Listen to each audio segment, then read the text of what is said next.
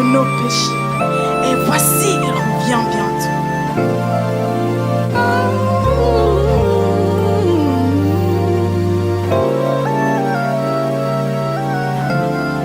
Voici, il vient au son de la trompette, chevauchant les nuées, brillant comme le soleil.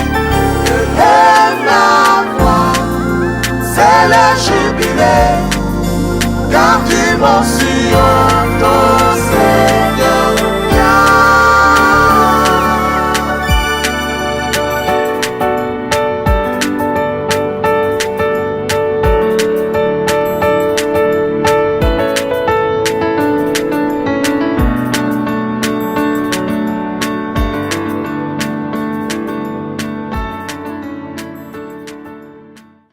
Nous restons une famille, nous servons le Seigneur et le diable est perdant en tout. Et je vous exhorte, vous qui m'écoutez, vous qui avez pris le temps de prier, d'approcher la parole de Dieu, de prendre à cœur la bénédiction de Dieu. Alléluia. Prendre à cœur la bénédiction de Dieu. C'est le message que je vous donne. Alléluia. Pour vous aider à bien terminer cette semaine de prière. Gloire au Seigneur, frères et sœurs. Merci de bien vouloir prendre vos Bibles. Nous lisons la parole de Dieu. Nous restons dans le livre du prophète Malachie et nous lirons au chapitre 2. Mais avant de faire la lecture, permettez-moi de vous remercier.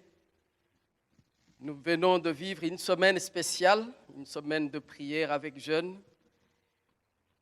C'est très, très émouvant pour nous, pour moi personnellement. Ce temps a été très utile et très édifiant pour moi. Et je le pense aussi pour vous. Et que Dieu bénisse vous tous qui avez participé activement à cette prière. Et j'aimerais remercier vraiment les frères et sœurs qui nous ont apporté la parole de Dieu, les interprètes, les techniciens qui nous ont aidés à la fois à enregistrer le message, à les diffuser, les autres qui nous ont aidés à pouvoir prier ensemble, bien que physiquement nous étions éloignés les uns les autres. Merci les jeunes, vous avez fait un bon travail, que Dieu vous bénisse. Merci aux bien-aimés qui ont organisé cette semaine de prière dans tous les domaines. En tout cas, tout s'est bien passé. Ça sera inoubliable et je suis convaincu que Dieu vous bénira au centuple. Vous savez, beaucoup de gens se sont donnés dans la prière, dans la louange, dans la musique et en tout. D'ailleurs, je ne pourrais même pas énumérer tous ceux qui ont contribué pour que cette semaine se déroule bien. Voilà, même séparés physiquement, nous restons un, nous restons une famille, nous servons le Seigneur et le diable est perdant en tout. Alléluia. Mais avant de faire la lecture de la parole de Dieu aussi, j'aimerais vous inviter à nous associer à la famille de Souti Aphrodis, un de nos pasteurs qui est auprès du Seigneur depuis plus d'une semaine. Il était pasteur à Brazzaville, dans l'église MCPC. Et nous prions pour que Dieu fortifie cette église. Nous prions pour que Dieu fortifie les âmes qui ont été évangélisées par cet homme qui est très connu par sa sincérité et surtout par son attachement à la parole de Dieu. Nous prions aussi également pour sa famille, spécialement la famille de Simon Florien qui est au milieu de nous et toute la famille. Et voilà, je vous invite donc à faire une prière pour que Dieu les soutienne, les aide à accueillir vraiment ce départ, à l'accepter, sachant que Dieu a appelé son serviteur après avoir accompli son rôle. Alors prions ensemble. Seigneur, merci. C'est toi qui donnes et c'est toi qui reprends. Je te prie, Seigneur, de fortifier cette famille, l'épouse qui reste et les enfants, l'Église, les amis proches et l'Église tout entière, tous ceux qui ont connu cet homme, Seigneur. Nous te prions de les consoler, de les entourer par ta lumière pour que l'ennemi n'ait pas de place dans tout ce qui nous concerne. Apporter la paix, la vie. Et viens combler le vide, Seigneur, pour que les enfants et l'épouse restent dans la paix, dans la joie, et qu'ils ne regrettent jamais d'avoir eu cet homme qui t'a servi dignement. Merci de faire au-delà de tout ce que nous te demandons, Père, au nom de Jésus. Amen. Alléluia. Alors, lisons la parole de Dieu. Malachie, nous lisons au chapitre 2. Nous lirons les 2 premiers versets.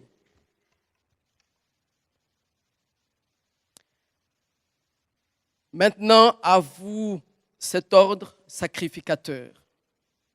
Si vous n'écoutez pas, si vous ne prenez pas à cœur de donner gloire à mon nom, dit l'Éternel des armées, j'enverrai parmi vous la malédiction et je maudirai vos bénédictions.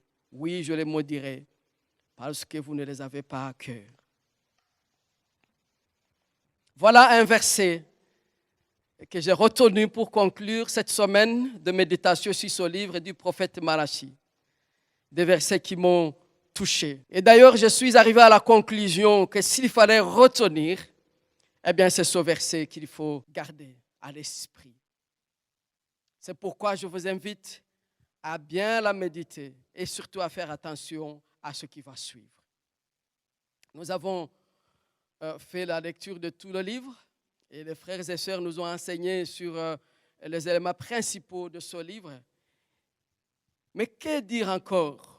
Voilà un verset sur lequel je vous invite à passer quelques minutes en concluant cette semaine de prière et de méditation de la parole de Dieu. C'est Dieu qui parle. C'est Dieu qui parle. Il s'agit de quoi? Il s'agit de bénédiction, mais aussi de malédiction. Je dis malédiction lorsqu'on parle de maudire les bénédictions. C'est vraiment le contraire de ce que le peuple était censé recevoir. Pourquoi Dieu parle de malédiction ou plutôt de maudire les bénédictions? Parce que, dans un sens, le peuple de Dieu ne prenne pas à cœur cette bénédiction.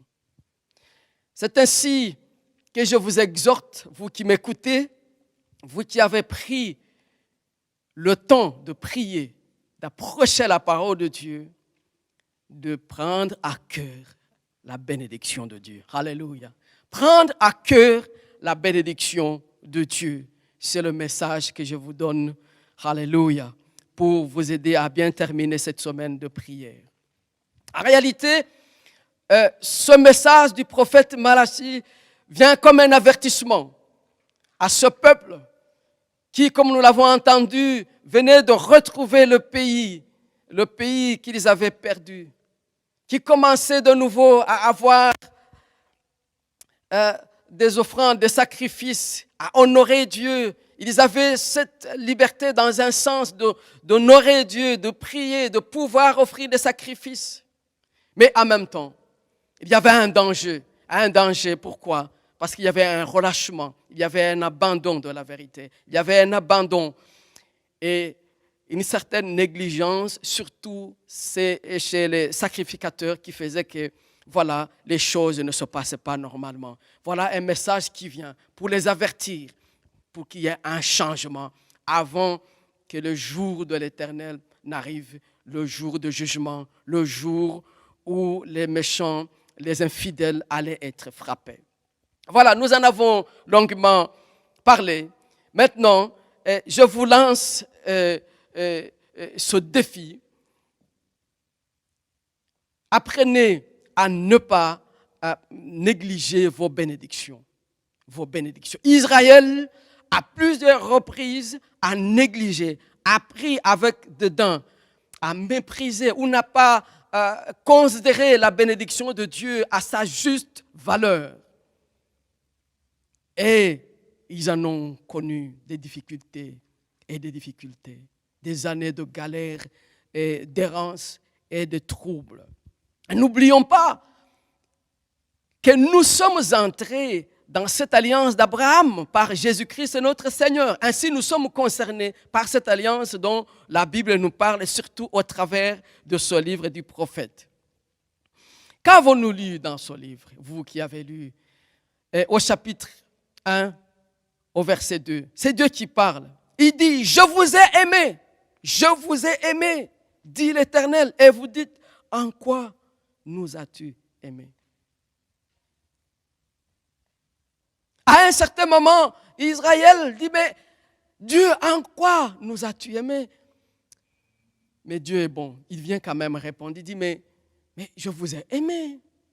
Vous venez de Jacob. Et pourtant, je vous ai aimé, je vous ai choisi. Alléluia. Même nous aussi, frères et sœurs, parmi nous qui prions, qui témoignons que nous sommes nés de nouveau, nous sommes enfants de Dieu, à combien de fois disons-nous, oui Dieu, est-ce que tu m'aimes? Tu m'aimes? Nous doutons de l'amour de Dieu à notre égard.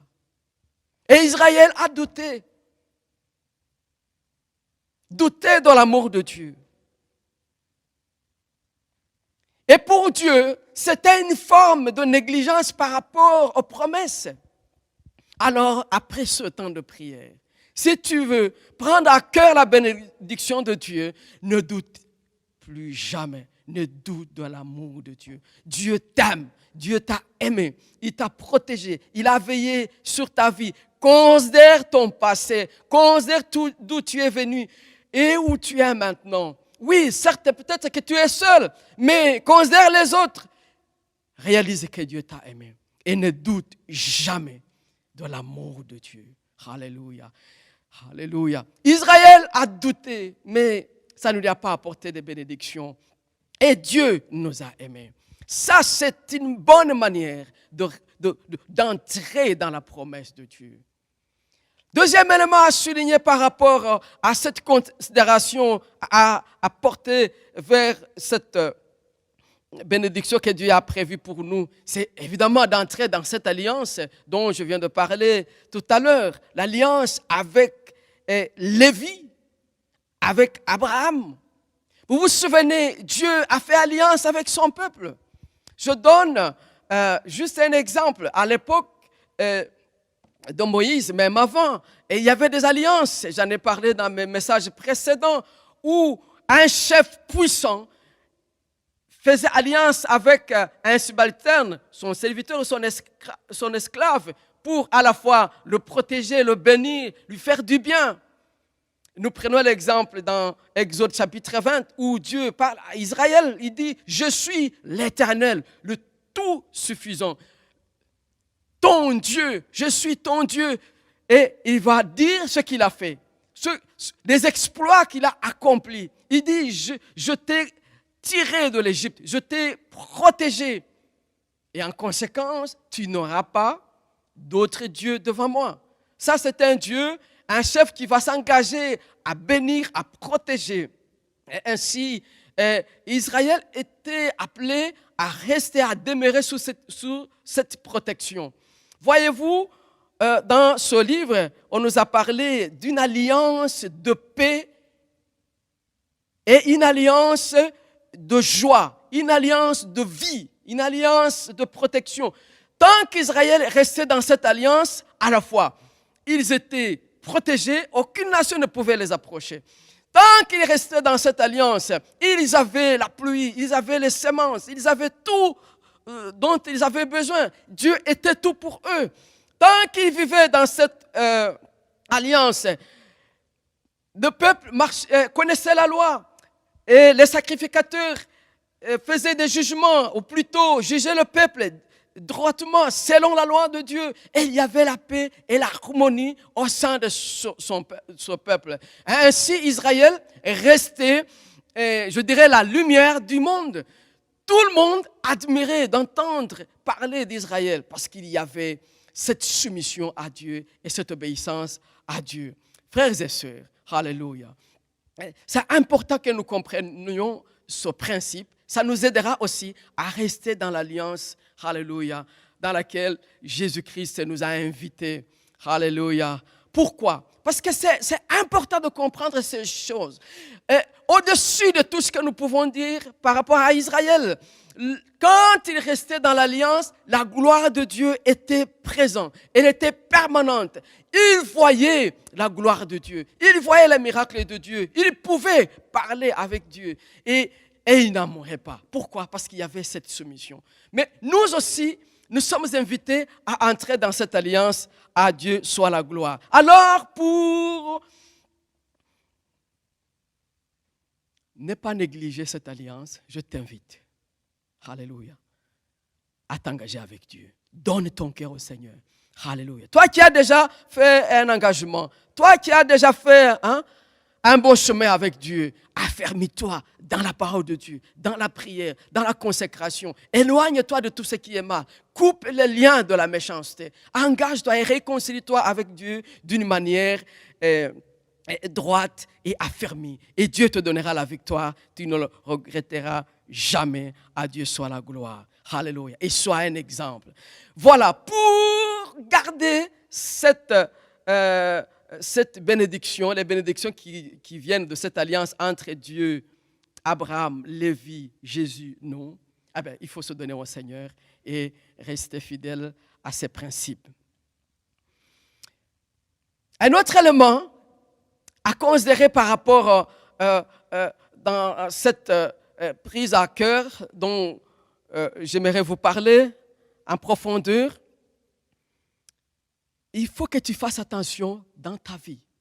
Nous en avons longuement parlé dans ta famille, dans ta manière de vivre et surtout, ne fais souffrir personne. Ne fais souffrir personne. Israël était invité à faire cesser les larmes. Il y avait les femmes qui pleuraient pour avoir été chassées, répudiées. Il y avait les enfants qui pleuraient. Il y avait des violences. Il y avait des infidélités. Et toutes ces choses attristent Dieu.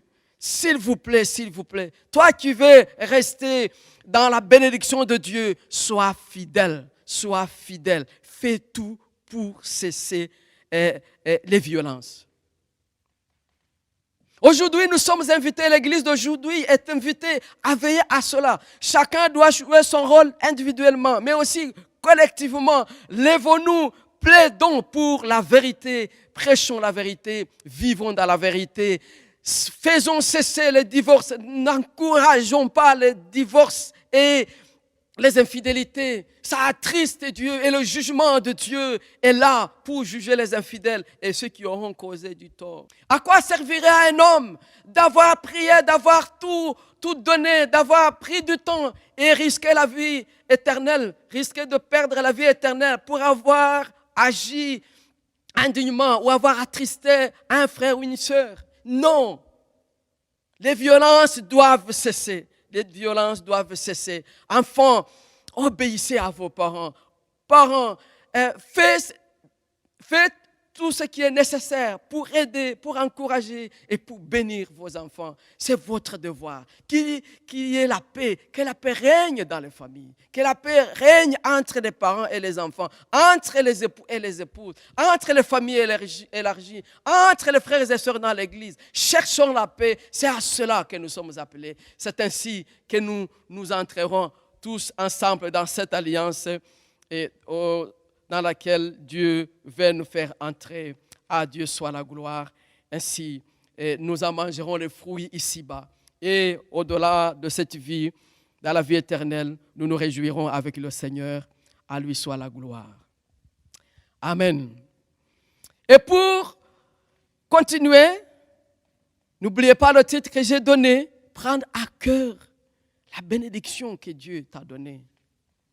Et pour prendre à cœur la bénédiction que Dieu t'a donnée, il y a une chose aussi que tu ne dois pas oublier. Être fidèle dans les dîmes et les offrandes. C'est écrit dans la parole de Dieu. Il est dit dans le livre que nous avons lu de Malachie. Il dit, j'ai maudit vos bénédictions parce que vous avez été infidèles. Il est temps d'en parler. Vous savez, depuis la jeunesse, quand Adam et Ève étaient là, leurs enfants, leurs familles, il y avait ce désir d'offrir à Dieu, de donner à Dieu.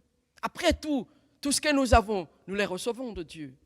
Alléluia, que Dieu soit loin. C'est plus tard, Abraham, on voit que cette fois-ci, la dîme est un peu officialisée, ou alors légaliser, on parle de la dîme, ils donnent la dîme. Bien sûr, nous ignorons qui a appris la dîme, qui a enseigné la dîme avant. Mais nous voyons que dans la loi, et la dîme est inscrite. Et on voit que les sacrifices et les offrandes de culpabilité pour ceux qui ont fait des péchés sont ordonnés par Moïse dans la loi. Mais aussi les offrandes de paix, ou alors précisément les offrandes d'action de grâce, de remercier pour un bien fait par l'Éternel. Et Israël a continué avec ce climat. Le peuple offrait des offrandes, des dîmes, des dons pour la construction ou alors la prise en charge du temple. Et le peuple de Dieu se donnait. Dans le Nouveau Testament, cette culture a continué. Évidemment, on n'offrait plus les sacrifices pour le péché. Jésus avait été le sacrifice par excellence. Mais comprenons-nous que, voilà, nous sommes invités à donner. Pas seulement pour l'œuvre de Dieu, mais aussi nous sommes invités à donner pour soutenir les faibles, ceux qui n'ont pas de moyens. C'est une invitation qui nous a été donnée de partager nos biens à ceux qui souffrent, ceux qui ont faim, et nous sommes invités à les soutenir. Et dans la culture biblique, cela a été donné. Mais dans ce livre, qu'est-ce qui est reproché à Israël? Il y a des choses.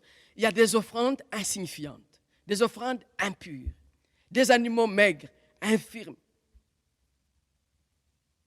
On parle de sacrificateurs qui offraient des sacrifices avec négligence. Oh, responsable.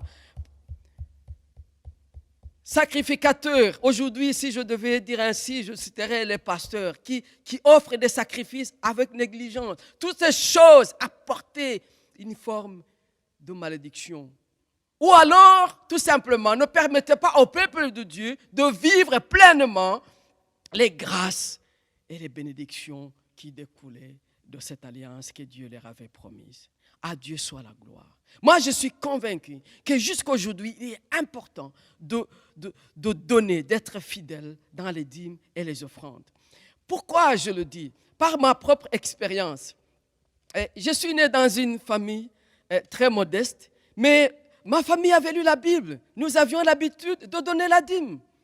Dès mon jeune âge, j'ai vu, lorsqu'on cultivait un champ, à la récolte, on appelait un diacre, et il faisait les pas, il comptait, une partie était donnée à l'église. Lorsqu'on faisait des récoltes, des avocats, il y avait soit des paniers pour nous à les vendre, et puis il y avait toujours un panier à un certain moment qui allait à l'église. Et cela nous a permis de vivre. Et je suis convaincu, et nous sommes convaincus dans notre famille, que cela a été une source de bénédiction pour nous. Nous en avons sûrement reçu la protection de Dieu. Et ce que nous sommes est le résultat de ce que cette fidélité a été là. Personne ne peut vraiment me dérober de cela. J'en suis convaincu, et Dieu soit la gloire. Et dès que j'ai pu grandir et que j'ai compris, après ma conversion, et je me suis engagé aussi avec Dieu, je me suis efforcé à être fidèle aussi dans ce domaine. Et chaque fois que j'ai négligé, ou j'ai retardé, ou j'ai fait quoi, j'en ai reçu aussi des bénédictions négatives, je dirais. Et d'un coup, pour moi, ce n'est plus un problème. Je n'ai plus besoin d'un prédicateur qui vienne me prêcher que je dois être fidèle dans ceci ou cela. Si je le néglige, c'est de moi-même. Dieu m'a appris. Quand je le fais, je suis béni. Et béni soit celui qui offre, celui qui dépense ses biens pour l'œuvre de Dieu. D'un coup, pour moi, je suis convaincu que c'est important et utile de donner au Seigneur, et faites l'expérience et vous verrez. Et ce que nous lisons dans ce livre du prophète Malachie, le peuple était appauvri. Et ils ne réalisaient pas pourquoi. Mais tout simplement parce qu'ils étaient infidèles. Alors soyez fidèles. Et j'ai évoqué Abraham, qui avait donné la dîme à Melchisédek. Et où avait-il appris cela? Sûrement, qu'il y avait des enseignements, des révélations, des principes de Dieu qui demeurent et qui ont toujours demeuré. Et quand je viens dans le Nouveau Testament, surtout dans 1 Corinthiens chapitre 9, nous voyons l'apôtre Paul qui va citer la loi lorsqu'il dit que personne ne doit museler le bœuf qui foule le grain. Parce que celui qui travaille mérite, mérite une récompense.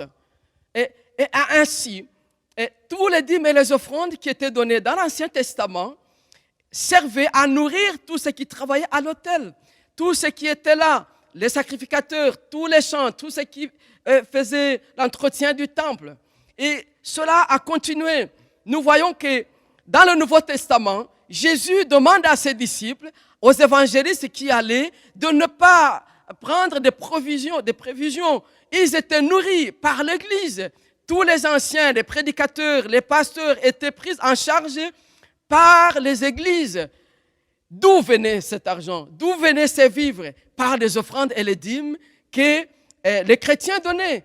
Et ce principe reste d'ailleurs, lorsque nous lisons la parole de Dieu, on va aller directement d'ailleurs dans ce livre que j'ai cité, 1 Corinthiens chapitre 9.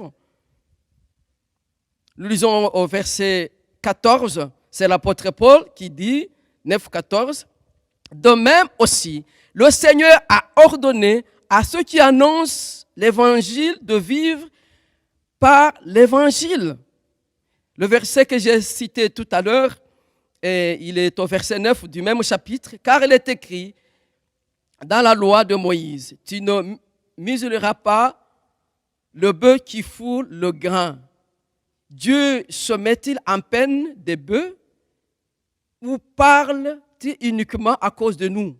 Oui, c'est à cause de nous qu'il a été écrit que celui qui laboure doit labourer avec espérance et que celui qui foule le grain foule avec espérance d'y avoir part. Si nous avons sémé parmi vous les biens spirituels, et c'est une grosse affaire si nous moissonnons vos biens temporels. C'est l'apôtre qui parle. Donc, voyez-vous, il y a ce principe.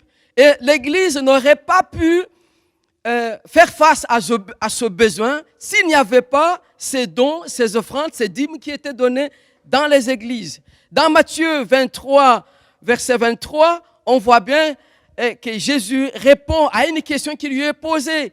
Et il dit, à vous les pharisiens, à vous qui connaissez la loi, parfois vous êtes hypocrites, vous donnez la dîme, vous faites ceci, vous montrez que vous donnez la dîme. Il dit non, ce n'est pas ça ce qui doit venir avant. Il faut être pur, mais sans négliger de donner la dîme. Parce que Jésus, et d'ailleurs tous ceux qui connaissaient Dieu à cette époque, donner la dîme et les offrandes, c'était acquis. Il n'y avait pas besoin même d'expliquer à ce moment-là. Donc, il y a plusieurs évidences, frères et sœurs, dans la parole de Dieu, qu'il faut vraiment être fidèles dans les dîmes et les offrandes. Et c'est important aussi que ça nous concerne. Mais n'oublions pas, évidemment, le principe de Dieu, le principe du Nouveau Testament. Cela ne doit pas être forcé. Ça doit être quelque chose de volontaire. Que toi, à cause des actions de grâce, de remerciement que tu as envers Dieu, tu offres sans être forcé. Si tu es forcé, ça ne sert à rien, ça ne te sera pas bénéfique. Il faut que tu aies un cœur pur, un cœur joyeux d'offrir au Seigneur et aucune contrainte ne doit intervenir dans ce domaine. Ainsi, il y a plusieurs versets dans la parole de Dieu qui, dans un sens ou dans un autre, évoquent et la parole de Dieu invoque les dîmes et les offrandes. Et je suis convaincu que vous pourrez prendre le temps. Et pour ne pas prendre évidemment beaucoup de temps, je vous cite le livre d'Hébreux, chapitre 7. On parle de nouveau de Melchisédek avec Abraham, éventuellement de la dîme. Voyez-vous, les Lévites avaient le droit de prélever la dîme sur les autres frères. Les frères d'Israël, les frères de sang, parce qu'ils étaient consacrés à l'œuvre de Dieu. D'un coup, frères et sœurs, allez méditer la parole de Dieu. Relisez cela. Jésus est le nouveau Melchisédek à qui Abraham a donné la dîme. Et Jésus a ordonné à ce que ces sacrificateurs ces serviteurs de Dieu, ces évangélistes, ces pasteurs, ces ministres de Dieu qui servent à l'évangile, qui servent à l'église, vivent par l'évangile, vivent par les dons. Alors, donnez des biens, offrez-vous, soyez fidèles pour qu'il y ait de la nourriture pour nourrir les serviteurs de Dieu dans sa maison. C'est de cette manière que vous garderez, que vous jouirez de toutes les bénédictions de Dieu qui sont dans l'alliance faite à Abraham. À lui soit la gloire. Alléluia. Autre chose que je citerai et je vous inviterai à lire avec moi dans Malachie chapitre 3. Malachie chapitre 3, nous lirons versets 13 à 15. Vos paroles sont rudes contre moi, dit l'Éternel. Vous dites, quand vous nous dit contre toi, ça c'est Dieu qui parle. Verset 14, vous avez dit, c'est en vain que l'on sert Dieu. Qu'avons-nous à gagner à observer ses préceptes et à marcher avec tristesse à cause de l'Éternel des armées? Maintenant, nous estimons heureux les hautains. Oui, les méchants prospèrent. Oui, ils tentent Dieu et ils échappent. Voilà ce que disait Israël. Il y a des plaintes, des murmures. Nous servons, nous donnons, nous faisons des sacrifices, nous nous donnons. Mais en même temps, il y a toujours des murmures qui arrivent. Mais que Dieu nous aide pour que cette semaine de prière nous aide à ne plus murmurer, à servir avec joie. Alléluia. Gloire au Seigneur. Alors, pour jouir de la promesse de Dieu, en profiter, il faut servir avec joie. Sers avec joie, même si c'est fatigant, même si c'est lourd. Accepte d'être fatigué par l'œuvre de Dieu. Alléluia. Le jour arrivera, certainement, tu oublieras cette fatigue. Tu oublieras les larmes. Tu oublieras peut-être les injures que tu en reçois. Tu oublieras les nuits de veille que tu passes. Parce que Dieu, nous dit la parole de Dieu, alléluia, essuiera les larmes de ceux qui auront souffert pour son œuvre. À lui soit la gloire. Frères et sœurs, nous venons de faire une semaine de prière. Nous avons cherché la face de Dieu et Dieu s'est manifesté. Il se manifestera encore dans les jours à venir. Vous verrez la gloire de Dieu. Vous verrez les bénédictions de Dieu. Alléluia. Que Dieu soit béni. Alors je vous exhorte à ne pas prendre à la légère la bénédiction que vous avez reçue, la bénédiction de Dieu. Entrez dans l'alliance avec Dieu par Jésus-Christ au moyen de la grâce. Dieu vous pardonnera. Dieu vous fortifiera. Dieu vous donnera ce que vous avez perdu. Dieu vous donnera ce que le monde ne peut pas vous donner. Dieu vous consolera. Dieu vous fera arriver au ciel. Mais ne prenez pas à la légère la bénédiction que Dieu vous a donnée. Réalisez que Dieu vous a aimé. Dieu t'a aimé. Dieu t'a aimé, mon frère. Dieu t'a aimé. Alors garde ta bénédiction. Entre dans cette alliance et demeure-y. Alléluia. Tu verras. Par là, Dieu te bénira. Tu auras la paix, tu auras la gloire de Dieu sur ta vie. Tu triompheras. Et même lorsqu'il y aura combat, Dieu viendra à ton secours. Certainement, tu termineras dans la joie et dans la victoire. Alléluia. Tu seras honoré. Les gens verront qu'il y a quelque chose qui se passe dans ta vie. Alléluia. Parce que Dieu honore ses serviteurs et ses servantes. À lui soit toute la gloire. Alors évite tous les problèmes. Garde-toi de frustrer une personne, ton enfant, ton parent. Garde-toi, fais attention. Ton époux, ton épouse. Nous avons vu qu'il est dangereux qu'une personne aille pleurer devant Dieu parce que tu lui as fait du mal. Fais attention, sois fidèle, sois doux. Apprends à être une personne agréable, une personne qui apporte la paix. Et c'est ainsi que tu pourras bénéficier de toutes les bénédictions que Dieu a promises au travers de son Fils Jésus-Christ. Et certainement, le Saint-Esprit nous rendra capables. Soyons fidèles, offrons-nous donnons-nous, offrons nos corps, nos âmes et nos esprits. Voyez-vous, dans le Nouveau Testament, souvent on a difficile à concevoir cela. Les gens ne donnaient pas seulement l'essentiel. À un certain moment même, ils donnaient tout. Ils donnaient tout. Ils mettaient tout ensemble.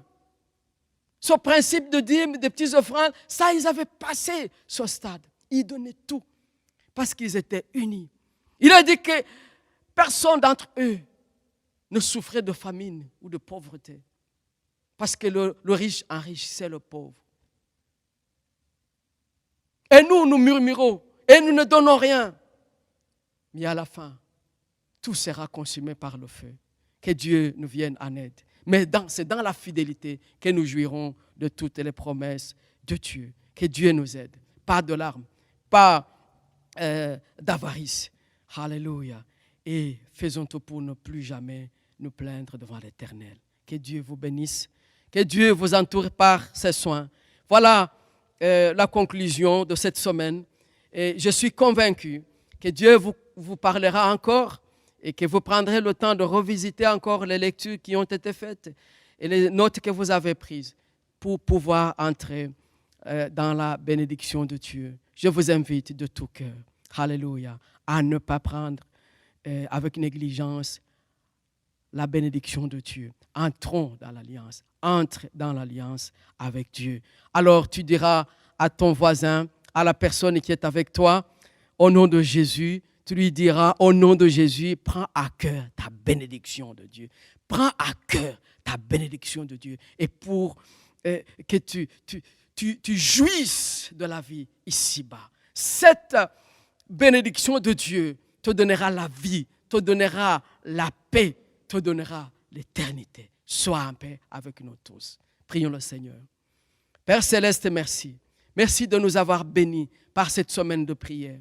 Nous avons prié, nous avons fait monter, Seigneur, nos louanges et tu les as agréées. Nous avons soumis, Seigneur, des requêtes, des sujets de prière. Nous avons pleuré et nous t'avons remercié pour la protection dont nous jouissons jusqu'aujourd'hui, malgré cette pandémie, Seigneur. Nous croyons de tout cœur que dès demain, Seigneur, nous verrons jour après jour l'accomplissement des promesses, des miracles, Seigneur mon Dieu, en faveur de ton peuple, en faveur de ceux qui t'aiment, ceux qui te glorifient, en faveur de ceux qui cherchent ta face, en faveur de ceux qui se sont donnés. C'est pourquoi nous te disons merci. Merci de nous avoir bénis. Merci de nous avoir protégés. Et je te prie de bénir l'Église tout entière, de bénir tes enfants qui t'ont servi d'une manière ou d'une autre. Et de bénir, Seigneur, alléluia, tous ceux qui ont pris de nouveaux engagements, alléluia, à marcher dans cette alliance.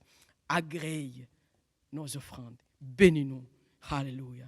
Qu'aucune personne ne soit sous la malédiction. Qu'aucune personne, après avoir entendu ce message, ne reste loin de toi. Au nom de Jésus, nous rompons les liens de l'ennemi.